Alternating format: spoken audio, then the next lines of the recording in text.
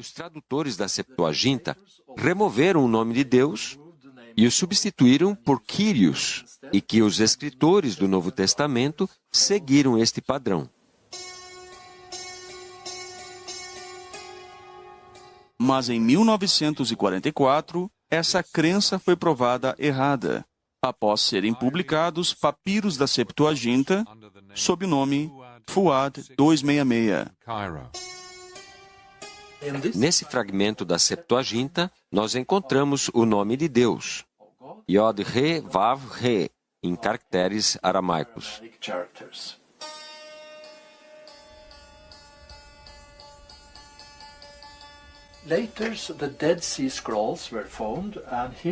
Mais tarde foram encontrados os rolos do Mar Morto, e os fragmentos da Septuaginta foram achados também.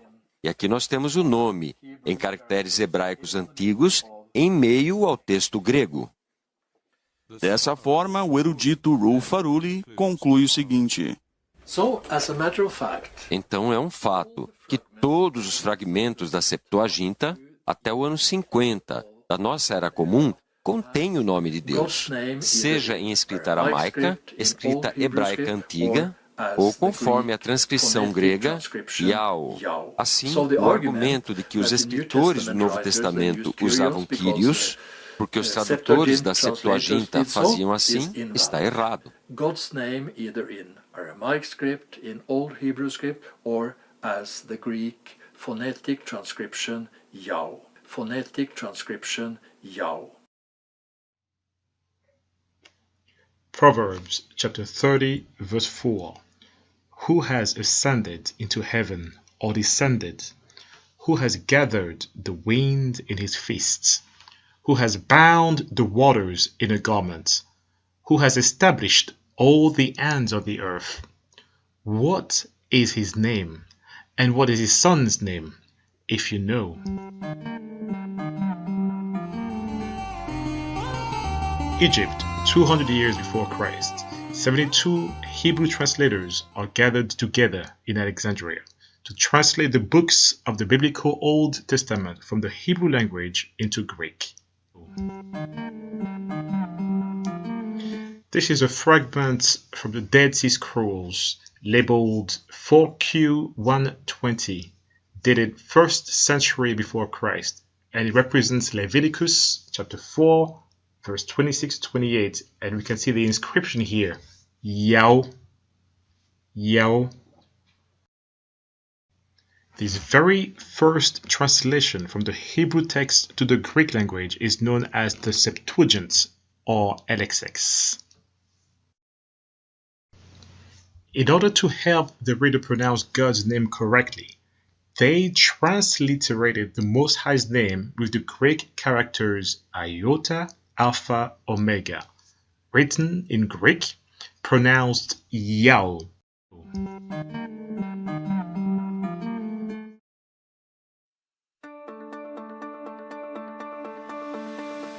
But what does the name Yao mean?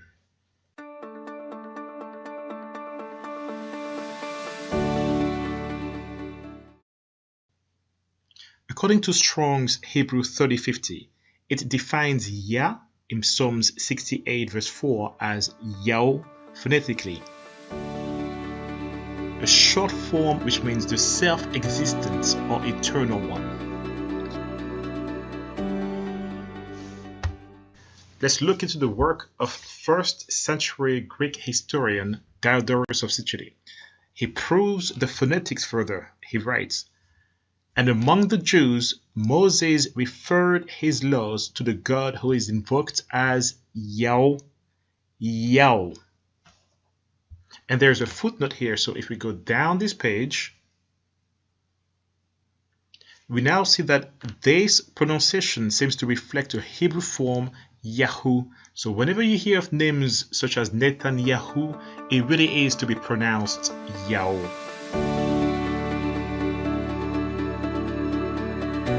So in his days, Diodorus would have heard Hebrews calling their God, pleading to their God, Yao.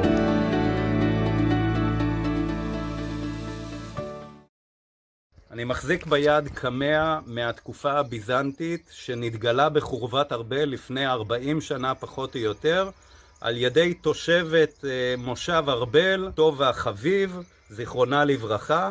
הפריט הועבר לידי רשות העתיקות. הקמע והסצנות שמופיעות עליו מאוד מעניין, ממש מרתק.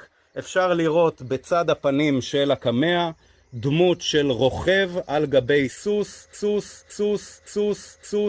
שמקיפה את הסצנה, ובה כתוב ביוונית, האל האחד המנצח את הרוע.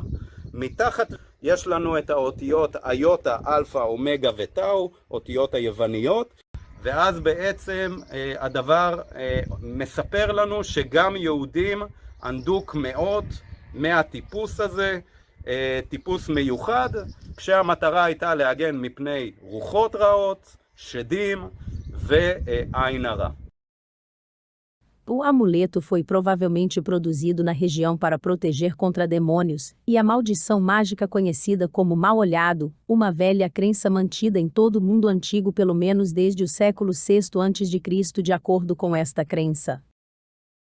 Acredita-se que o amuleto, que já foi usado em um colar, data de cerca de 1500 anos atrás, durante o período bizantino de acordo com a Autoridade de Antiguidades de Israel, IAA.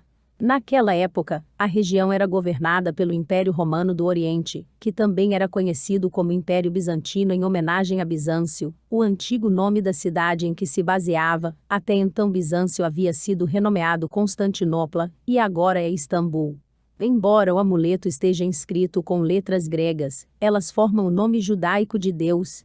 Os arqueólogos encontraram o amuleto de bronze, que tem cerca de 8 centímetros de comprimento e 4 centímetros de largura, perto do local de uma antiga sinagoga judaica em Arbel, a oeste do Mar da Galileia. A localização e as inscrições sugerem que o amuleto pode ter sido usado por alguém que era judeu, apesar de suas origens religiosas, disse Ethan Klein, arqueólogo do IAA. Embora os estudiosos geralmente identifiquem os portadores desses amuletos como cristãos, o fato de o amuleto ter sido encontrado em um assentamento judaico contendo uma sinagoga nos séculos V e V depois de Cristo pode indicar que mesmo os judeus do período usavam amuletos de este tipo de proteção contra o mal-olhado e demônios, disse Klein no comunicado.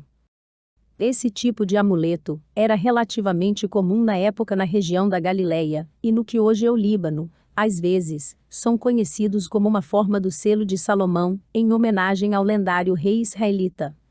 Uma inscrição grega gravada acima da cabeça do cavaleiro diz: o único Deus que vence o mal, e o nome de Deus em letras gregas, Iau, está inscrito sobre as pernas do cavalo. E o nome de Deus em letras gregas, Iau, e o nome de Deus em letras gregas, Iau.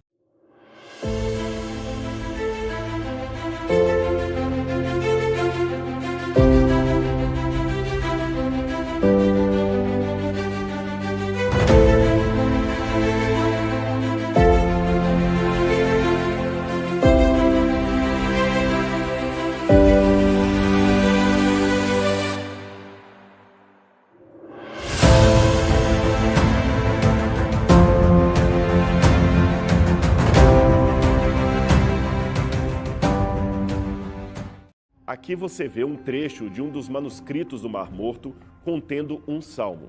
Ele está escrito com as letras quadráticas normalmente usadas depois do cativeiro babilônico, mas note que o nome de Deus permanece escrito com os caracteres mais antigos que o copista fez questão de manter como era escrito antes do cativeiro o nome de Deus. O mesmo fenômeno vemos em algumas cópias feitas pelos judeus na tradução da Septuaginta que eu já mencionei. Aqui também está indicado por uma seta ao lado como o nome de Deus foi grafado de modo diferente. Essa versão grega de Símaco leva a crer que outros textos judaicos, além da Septuaginta, também grafavam o nome de Deus com letras paleo-hebraicas, mesmo que o texto estivesse copiado em grego. Mas isso também não é uma uniformidade. Em algumas cópias, o nome de Deus aparece em letras hebraicas quadráticas. Agora, uma exceção à regra parece ser um fragmento do livro de Levítico encontrado também ali nas cavernas de Qumran. Nele, o nome de Deus é transliterado pelas letras gregas Iota, Alfa e Ômega, lendo-se Iau. isto pelo menos em 2 ocasiões. Alguns, com base nisto, pensam e defendem que a pronúncia Ial seria a mais correta e ela estaria mais original que a pronúncia Yehová. Mais tarde, com a introdução da letra J, Yehová acabou virando Jeová, mas isto não significa que esta era a intenção dos copistas judeus, isto é, dizer que Jeová seria a pronúncia correta do nome de Deus. As próprias testemunhas de Jeová, numa afirmação, a meu ver, muito honesta, admitem que o nome Jeová não indica a pronúncia original dos hebreus, mas a escolha deliberada feita pela forma mais comum do nome de Deus pronunciado em língua inglesa. Jeová, embora aceito por causa do costume adquirido de cristãos de assim entenderem o hibridismo entre o tetragrama sagrado e a palavra Adonai, não é necessariamente a pronúncia correta e original do nome de Deus. Hoje nós vamos falar de um achado arqueológico recém-encontrado e ele é chocante. Ele está relacionado com a maldição de Josué. Também ele é o texto hebraico mais antigo já encontrado no mundo e ele contém também o nome de Deus. Vamos falar tudo sobre esse achado arqueológico que está revolucionando o estudo da arqueologia bíblica em tão poucos dias. Ele é uma pequena tábua de um pouquinho mais de 2 centímetros de tamanho. Ele é feito de chumbo e foi encontrado originalmente em dezembro de 2019. Mas por que só agora a gente está sabendo disso? Porque o chumbo ele é dobrado. E isso quer dizer, quando eles encontraram ele, eles conseguiam ver a letra Aleph, a primeira letra do alfabeto hebraico. E eles imaginaram que provavelmente dentro, se eles abrissem, teriam texto. Mas já que isso é muito, muito antigo, se eles abrissem, a chance dele quebrar e se esfarelar era muito grande. Então eles pegaram esse achado e enviaram ele até Praga, até a República Tcheca, onde eles usaram scanners, parecidos a scanners de tomografia médica, e eles conseguiram criar um modelo 3D dessa tábua sem abrir ela. E aí eles começaram a ler o texto que estava do lado de dentro, e o texto é realmente chocante. Vamos ler juntos agora o texto em hebraico e depois em português. Arur, arur, arur. Arur lael Hashem. Tamut arur.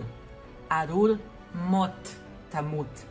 Arur la Hashem. Arur, arur, arur. Amaldiçoado, amaldiçoado, amaldiçoado.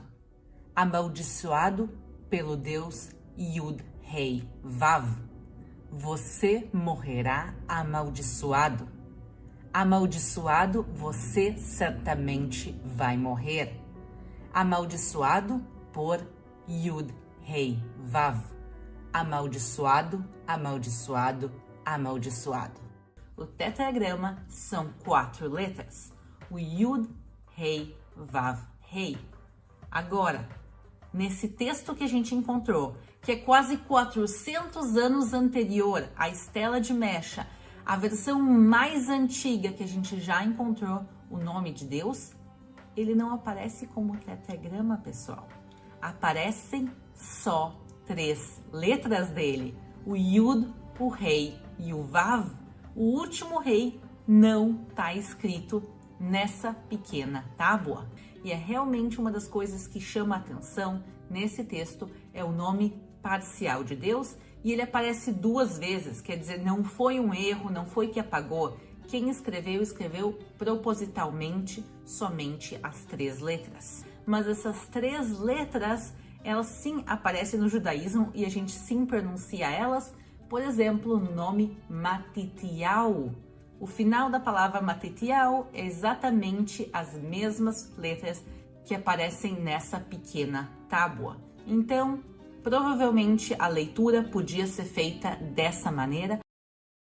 נראה קטן, אבל דבר זעיר כמו זה היה אחד הממצאים הארכיאולוגיים המרגשים ביותר בירושלים. זוהי טביעת חותם, בולה, של אדם בשם גמריהו בן שפן, המוזכר בספר ירמיהו כסופר המלך. הבולה של גמריהו התגלתה לצד עשרות בולות נוספות ממש כאן, ועוררה התרגשות עצומה. 25 שנה לאחר מכן, שם למעלה, נתגלתה טביעת חותם נוספת. כשפענחו אותה החוקרים, הם מצאו להפתעתם שם נוסף המוכר מהמקרא, יהוחל בן שלמיהו.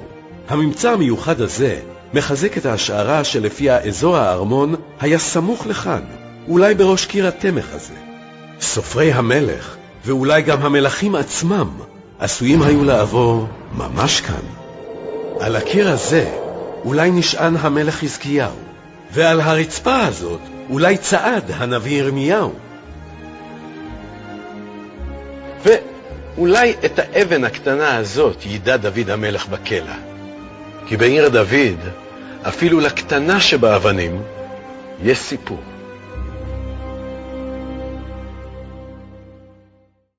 Qual é o nome de Deus em hebraico? Existe Jeová, Javé em hebraico?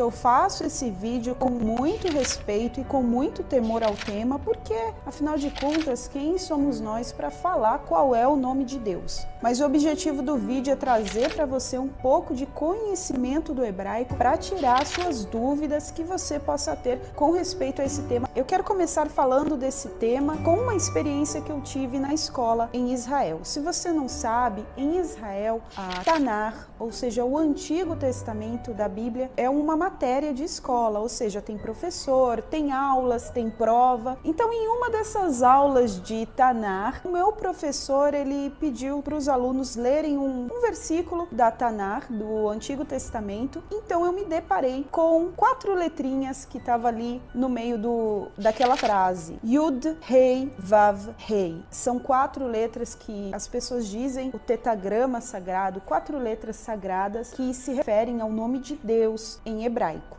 Agora, a única palavra que na Tanar ou no Antigo Testamento não tem vogal é o nome de Deus, ou seja, essas 4 letrinhas Yud, Rei, Vav, Rei. Você se pergunta, tá bom, mas da onde veio Jeová? Da onde veio a palavra Javé? Eu não vou me aprofundar nesse tema porque já existem vários estudos, vários vídeos falando sobre isso, mas o fato é que pegaram essas letras, essas 4 letrinhas, colocaram vogais nelas, colocaram sinais, adicionaram uma letra J e daí vieram esses nomes que para mim são adaptações linguísticas. E sobre o nome Yah ou sobre o nome Yahweh, esse seria o nome de Deus? Na verdade, você que não está familiarizado com esse nome, os profetas carregam essas terminações no nome deles. Por exemplo, Elias, que em hebraico é Eliau, Isaías, que pode se chamar Yeshayahu ou Yeshayah, Yarmiá, que é Jeremias ou Yarmiau. Essa terminação Yah, Yau, é uma referência ao nome de Deus.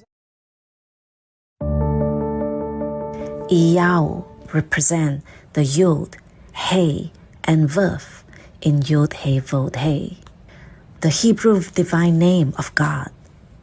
Iota, Alpha, Omega, is the Greek form of Tetragrammaton. The Yod as Iota, Hey as Alpha, and Vav as Omega, pronounced as Iyau. In Revelation 22, verse 12 through 14, Iyau proclaimed himself to be the Alpha and Omega. Behold, I am coming soon, and my reward is with me, to give to each one according to what he has done. I am the Alpha and the Omega, the first and the last, the beginning and the end. Blessed are those who wash their robes, so that they may have the right to the tree of life and may enter the city by its gates. Alpha and Omega are the first and last letters of the Greek alphabet.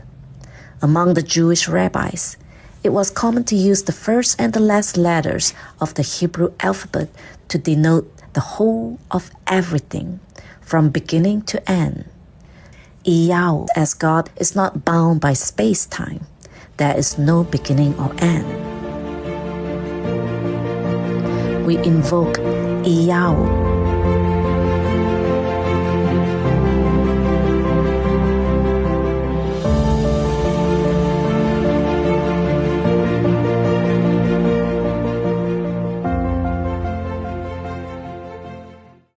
C'est-à-dire que le nom divin, donc tétragramme, qu'on va préciser après comment est-ce qu'il doit être prononcé, se rencontre très fréquemment dans le texte des Écritures, ce qui montre à quel point il est important pour celui qui le porte.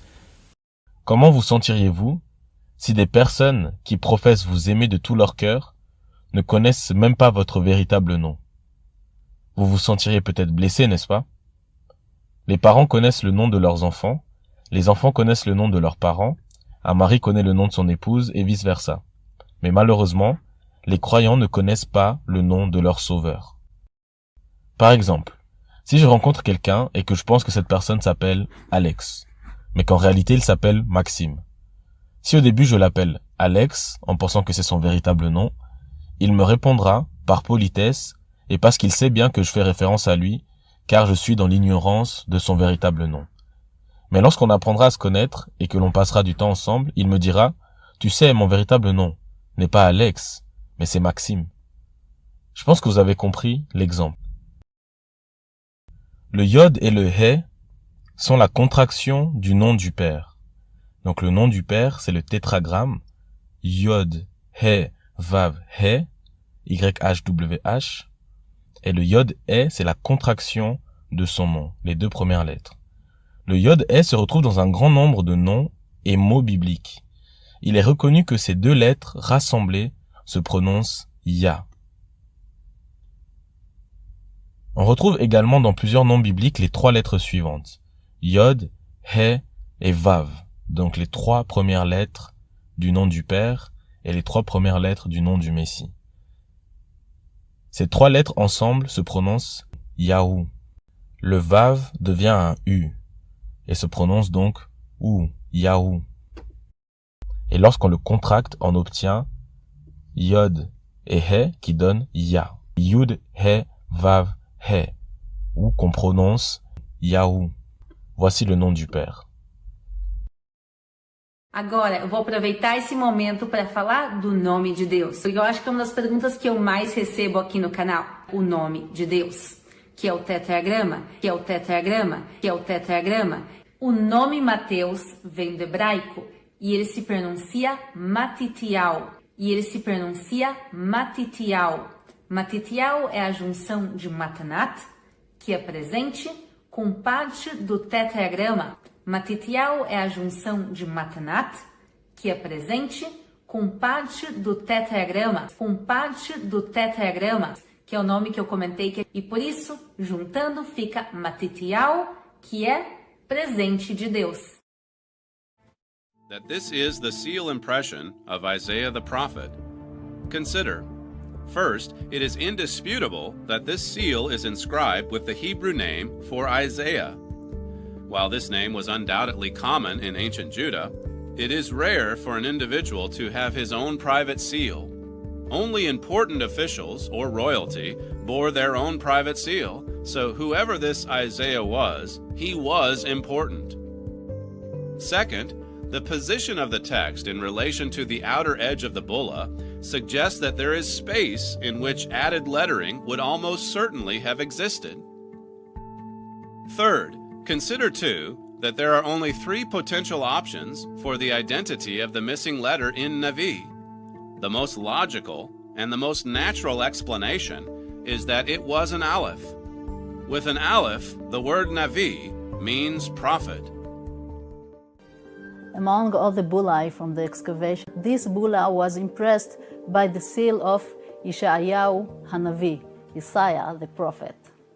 Yeshayahu, Yeshayahu, Yeshayahu.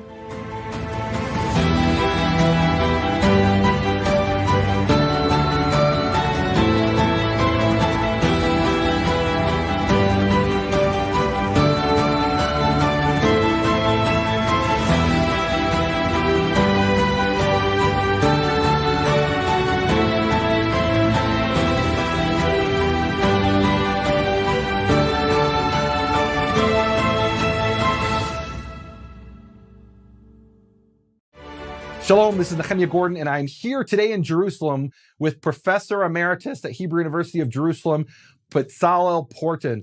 Professor Porton is best known as the editor of the Elephantine Papyri, one of the most important collections of documents in Jewish history. So here Professor Porton is opening up one of his books. How many volumes is this book? Four. It's 4-volume, and the official title is? Textbook of Aramaic Documents from Ancient Egypt. 5th pre-Christian century, there was stationed on the island of Elephantine, which lies opposite Aswan, a Jewish military colony. Mm-hmm. And then when the Persians conquered in 525, the Jews already had a temple there. And we have a list of contributors. Each one gave 2 shekels to the god Yahu. That's the way he was called at Elephantine. I can't let that go. Finish your sentence, then we got to talk about that. They're all Hebrew names, the same that we find in the book of Jeremiah. Mm-hmm. Okay, you mentioned how, you mentioned the god Yahu. Talk to us a little bit about how, and you're talking about what we know in Hebrew as Yud-He-Vav-He, the tetragrammaton. In my book, I mentioned that in Greek texts, we do have that spelling, Yahweh. So if you take that Greek form from 4Q120 in the Dead Sea Scrolls and you combine it with what we find in Elephantine, there's an Aramaic form of God's name. Does that mean they spoke that name in Elephantine? Did the people that worship Yahweh? Did the people that worship Yahweh? Did the people that worship Yahweh?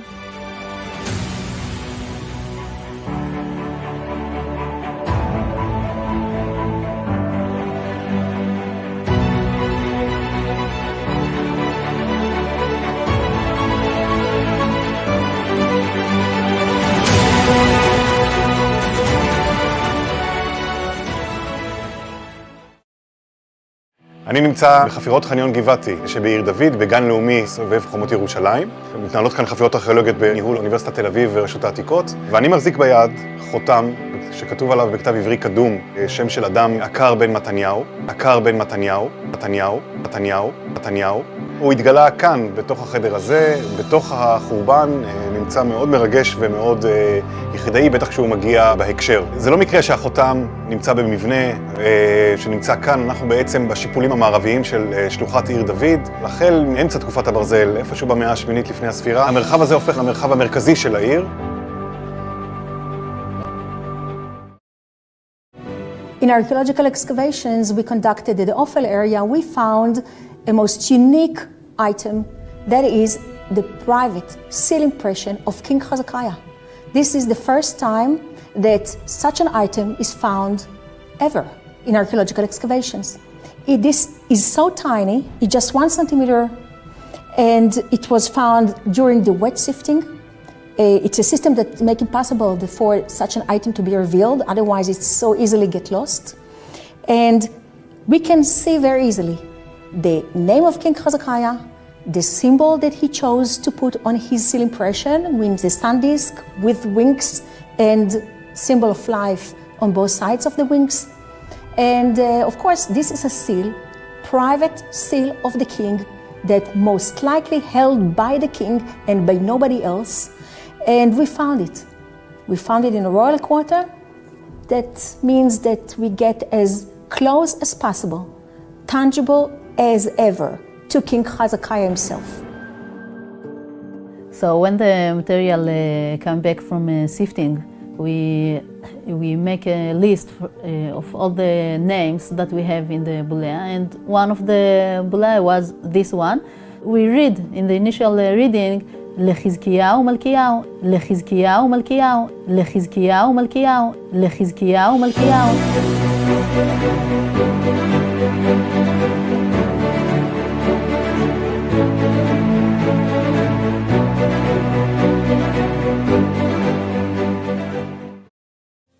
אחרי שהבולה נוקטה, התברר שהיא נושאת את השם יהוכל בן של עמיהו, אחד משריו של המלך צדקיהו, מאותם אלה שביקשו את מותו של הנביא ירמיהו.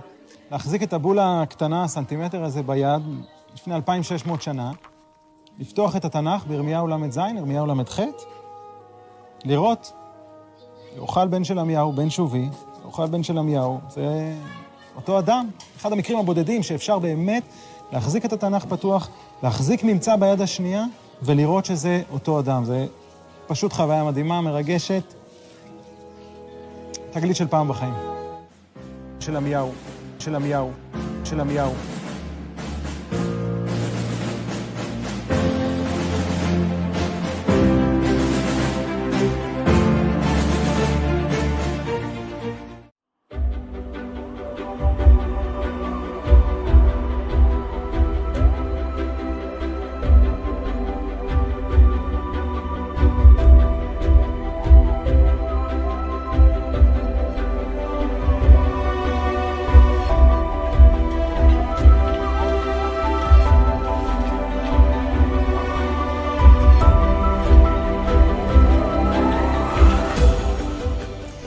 כתובת בכתב עברי קדום שנמצאה על קערת חרס באזור מעיין הגיחון היא עדות נוספת לשלטון היהודי בירושלים בימי קדם.